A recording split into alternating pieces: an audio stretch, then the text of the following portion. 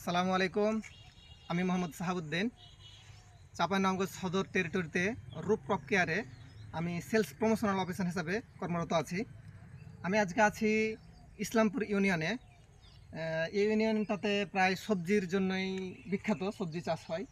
আমি আজকে যে মাঠে আছি এখানে ফুলকপির চাষ। তো ভাই আমাদের রূপ ক্রপ কেয়ারেরই সকল পণ্য ব্যবহার করেছেন ছোট থেকেই গাছের এ পর্যন্ত।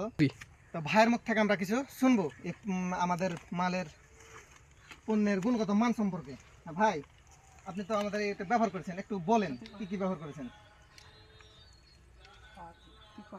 থ্রি ভাই, আপনার আমাদের পণ্যের ব্যবহার যে করেছেন একটু বলেন বিস্তারিত কি কি ব্যবহার করেছেন। আমরা ধরেন যে ফুলকপি চাষের জন্য মনে করেন যে তরতাজা এবং ভালো রাখার জন্য অর্গানিকা, ব্যানিস্টার এগুলো ব্যবহার করি, এবং হচ্ছে আপনার পোকার জন্য পিওনো বা ডেজ এসব ব্যবহার করি, যেরকম শিকড় পচা বা ঢুলে পড়া রোগ, এই জন্য সব ট্রাইসেপ এগুলো ভালো কাজ করে আর কি।